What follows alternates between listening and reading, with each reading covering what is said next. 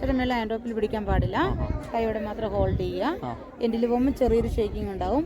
ആ ടൈമിൽ കാല് രണ്ടും പുറകോട്ട് മടക്കി വയ്ക്കുക. കൈ പിടിക്കണമെന്നില്ല.